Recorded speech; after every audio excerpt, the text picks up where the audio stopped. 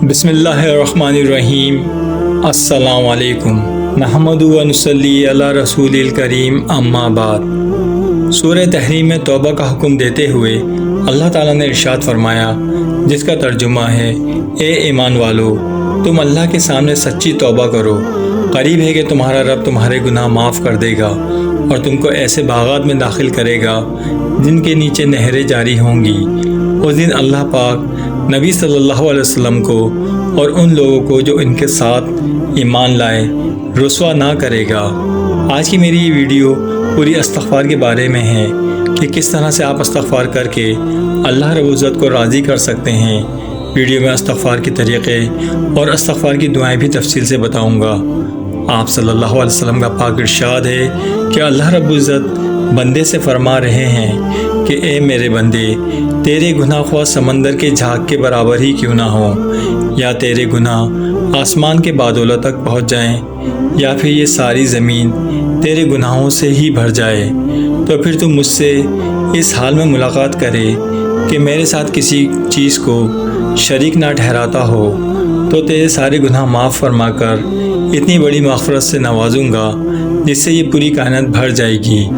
اس کے علاوہ ویڈیو میں آپ کو مصیبت و پریشانی سے نجات کا ایک عمل بھی بتاؤں گا، لہٰذا ویڈیو کو بغیر اسکپ کیے پوری ضرور دیکھیے گا تاکہ ویڈیو کا کوئی بھی پارٹ آپ سے مس نہ ہو جائے۔ اور ویڈیو کے آخر میں آپ کو توبہ استغفار کرنے کا ایک ایسا معجزہ بھی بتاؤں گا جسے آج سے پہلے آپ نے کبھی نہیں سنا ہوگا۔ تو چلیے ٹائم کو ضائع کیے بغیر اس انٹرسٹنگ ویڈیو کو شروع کرتے ہیں اور جانتے ہیں ان سبھی باتوں کے بارے میں پوری ڈیٹیل سے۔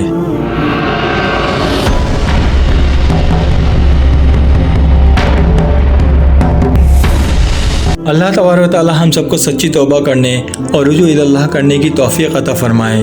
اگر کسی سے کوئی گناہ ہو جائے تو فوراً اس کے بعد نیکی کر لینی چاہیے۔ اب میں آپ کو 5 استغفار کی دعائیں مع ترجمہ بتاتا ہوں جن کو پڑھ کر آپ اپنے رب سے معافی مانگ سکتے ہیں۔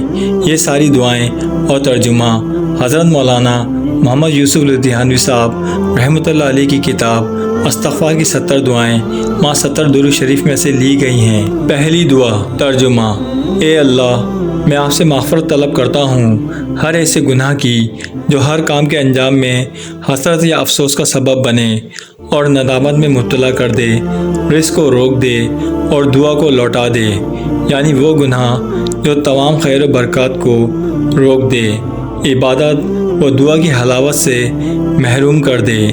مثلا نگاہوں کی حفاظت نہ کرنے سے عبادت کی حلاوت سے محروم ہو جاتا ہے، یا والدین کو ستانے سے دنیا کے کاموں میں بھی ناکامی کا سامنا ہوتا ہے جب تک ان سے معافی نہ مانگ لیں۔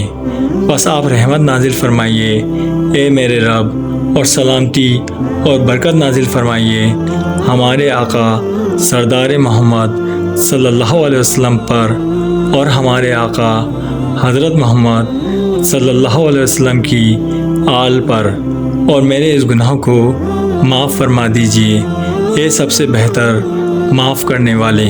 دوسری دعا ترجمہ: اے اللہ، میں معافرت طلب کرتا ہوں آپ سے ہر اس گناہ سے جس کو میں نے آپ کے سامنے علل اعلان کیا، حالانکہ مجھے یقین تھا کہ آپ مجھے دیکھ رہے ہیں، لیکن میں نے یہ نیت کر لی تھی کہ میں آپ کے سامنے اس گناہ سے توبہ کر لوں گا، لیکن ہائے افسوس، مجھے آپ سے اس گناہ کی معافی مانگنا بھلا دیا گیا اور شیطان ہی نے مجھے بھلایا، توبہ استغفار سے باز رکھا۔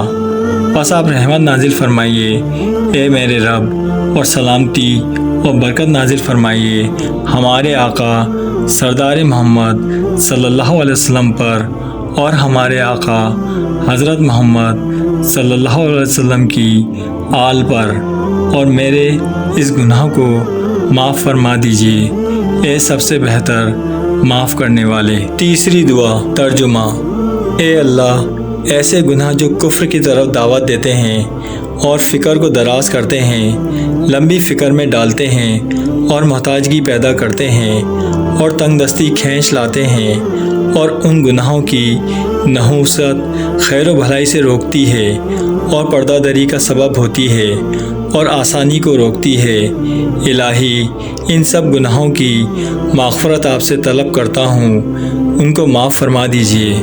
بس آپ رحمت نازل فرمائیے اے میرے رب، اور سلامتی اور برکت نازل فرمائیے ہمارے آقا سردار محمد صلی اللہ علیہ وسلم پر اور ہمارے آقا حضرت محمد صلی اللہ علیہ وسلم کی آل پر، اور میرے اس گناہ کو معاف فرما دیجئے اے سب سے بہتر معاف کرنے والے۔ چوتھی دعا ترجمہ۔ اے اللہ، میں مغفرت طلب کرتا ہوں آپ سے تمام ایسے گناہوں کی جو موت کو قریب کر دے، امیدوں اور آس کو توڑ دیں اور اعمال کو عیب دار کر دیں۔ بس آپ رحمت نازل فرمائیے اے میرے رب، اور سلامتی اور برکت نازل فرمائیے ہمارے آقا سردار محمد صلی اللہ علیہ وسلم پر اور ہمارے آقا حضرت محمد صلی اللہ علیہ وسلم کی آل پر، اور میرے اس گناہ کو معاف فرما دیجئے اے سب سے بہتر معاف کرنے والے۔ اور پانچویں دعا ترجمہ۔ اے اللہ، ان مانگی گئی دعاؤں کو موافق قبولیت کے کر دے اور مانگی گئی حاجتوں کو موافق عطا کے کر دے۔ بلا شبہ آپ ہر چیز پر قادر ہیں۔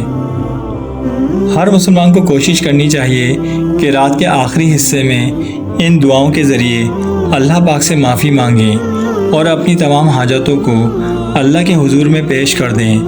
بے شک وہ تمام دعاؤں کو سننے والا، بخشنے والا اور مہربان ہے۔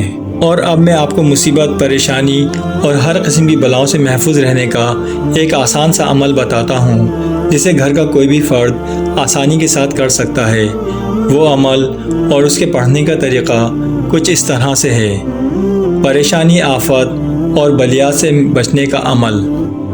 جو شخص اسم مبارک یا حبیبو کا ورد کثرت سے کرتا رہے گا تو انشاءاللہ اس اسم مبارک سے اس کے مال، اہل و عیال، گھر، دکان اور کاروبار آفات و بلیات سے محفوظ رہیں گے، اور اس سلسلے میں وہ ہر اندیشے، ہر فکر اور ہر قسم کی پریشانی سے محفوظ رہے گا۔ اور اب میں آپ کو ویڈیو کے آخر میں توبہ استغفار کرنے کا ایک ایسا معجزہ بتاتا ہوں جسے آج سے پہلے آپ نے کبھی نہیں سنا ہوگا۔ خواجہ عطا فرماتے ہیں کہ اللہ تعالیٰ کا فرمان ہے کہ اس کا در بخشش ہر وقت کھلا ہے، جو چاہے آئے اور اپنے لیے سامان آخرت حاصل کر لے۔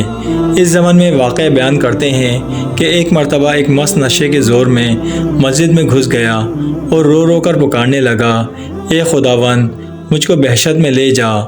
مؤذن نے جب اسے دیکھا تو اس کا گریبان پکڑ کر کہا، اے نجس، مسجد میں تیرا کیا کام؟ تو نے کون سا اچھا عمل کیا ہے جس کی بنا پر تمہیں بہشت کا دعویٰ ہے؟ مست آدمی رو پڑا اور بولا، اے مؤذن، آپ کو خدا کے لطف و کرم سے تعجب معلوم ہوتا ہے کہ ایک گناہ گار اس کی مغفرت کا امیدوار ہے۔ میں نے مغفرت کی خواہش آپ سے تو نہیں کی۔ توبہ کا در ہر وقت کھلا ہے اور خدا دستگیر ہے۔ مجھ کو تو شرم آتی ہے کہ خدا کے عفو اور درگزر کے مقابلے میں اپنے گناہ کو زیادہ سمجھوں۔ اس واقعے سے یہ بات واضح ہو جاتی ہے کہ اللہ تعالیٰ کے دربار میں کوئی تخصیص نہیں۔ ہر شخص کو وہاں جا کر توبہ استغفار کرنے اور خیر و بخشش مانگنے کی اجازت ہے، کیونکہ خدا رحیم و کریم اور غفور و رحیم ہے، اور واقعی بندے کے گناہوں کے مقابلے میں اس کی بخشش اور عفو اور درگزر کہیں زیادہ ہے۔